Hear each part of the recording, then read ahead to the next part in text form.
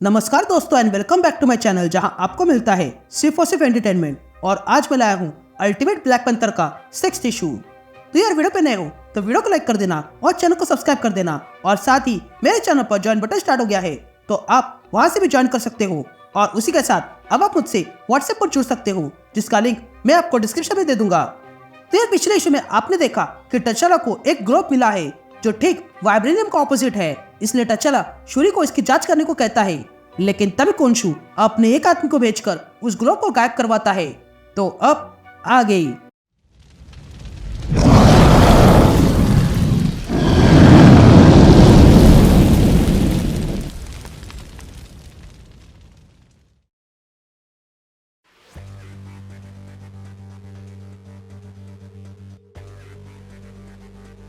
Alright gang, तो issue की शुरुआत में हम वेस्ट अफ्रीका देखते हैं जहाँ के किसी गांव में एक बच्चा बीमार पड़ा हुआ था। तभी उसके पेरेंट्स वहां पर डॉक्टर बुलाते हैं जो उस बच्चे का चेकअप करने लगता है। लेकिन तभी उस गांव में अचानक से उजाला हो जाता है। या वो डॉक्टर उन पेरेंट्स से कहता है मैं इसे हॉस्पिटल ले जा सकता हूँ पर इससे भी बात नहीं बनेगी। जिस पर उस बच्चे की माँ सीधा सीधा डॉक्टर से पूछती है कि क्या वो मरने वाला है। ये सुनते ही डॉक्टर हाँ कहता है।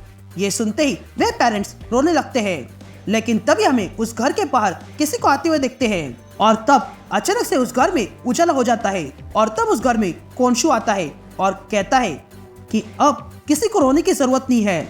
यह कहते ही कोनशु उस बच्चे के पास आता है।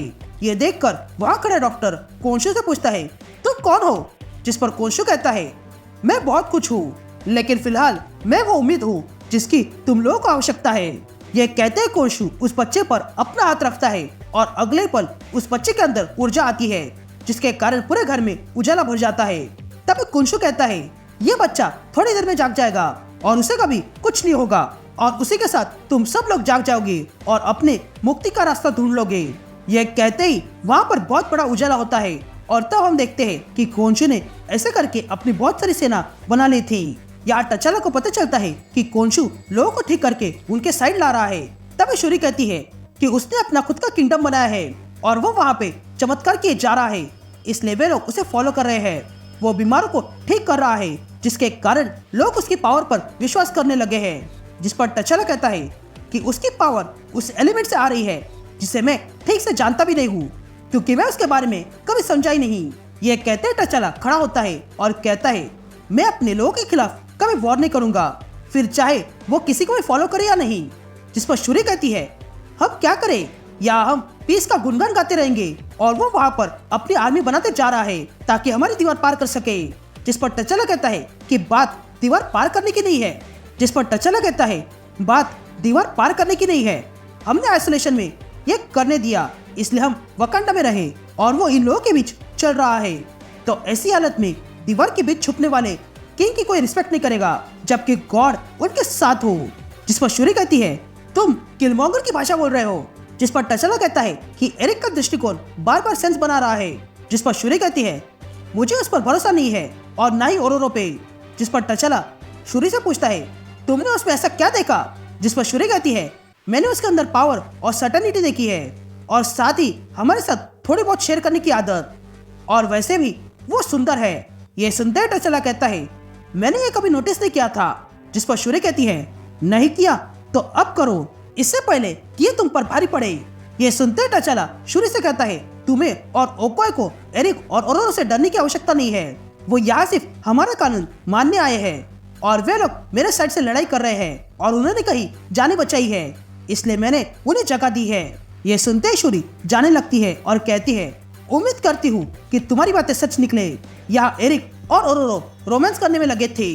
तो वही दूसरी ओर हम टेम्पल ऑफ रा देखते हैं जहाँ पर रा कोनशु से कहता है वकांडा शांत रहने वाला नहीं है। जिस पर कोनशु कहता है हाँ पर उनका तरीका डिप्लोमेसी का है और वे लोग इसमें समय वेस्ट करेंगे, लेकिन उतने समय में मैं बहुत से लोगों को हमारी शरण में लाऊंगा। जिस पर रा कहता है हमारे नहीं तुम्हारी शरण में होंगे क्योंकि ये सब तुम कर रहे हो ना कि मैं। जिस पर कोनशु रा से पूछता है अगर मैं ये सब कुछ कर रहा हूँ तो तुम क्या कर रहे हो। जिस पर रा एक शब्द कहता है और वो है पावर। ये कहते ही रा उस ग्रुप को टच करता है और कहता है ये तो फ्रैगमेंट है लेकिन ऐसे कई सारे हैं और वकांडा ये जानता है जिस पर कोंशु कहता है वो जानते हैं पर उन्हें पता नहीं है ये क्या है और कहां से आया है। उन्हें बोलने वाले पैंथर पे भरोसा करने दो, तब तक हम अपना काम करेंगे। जिस पर रा कोंशु से कहता है तुम टचाला को कम आंक रहे हो।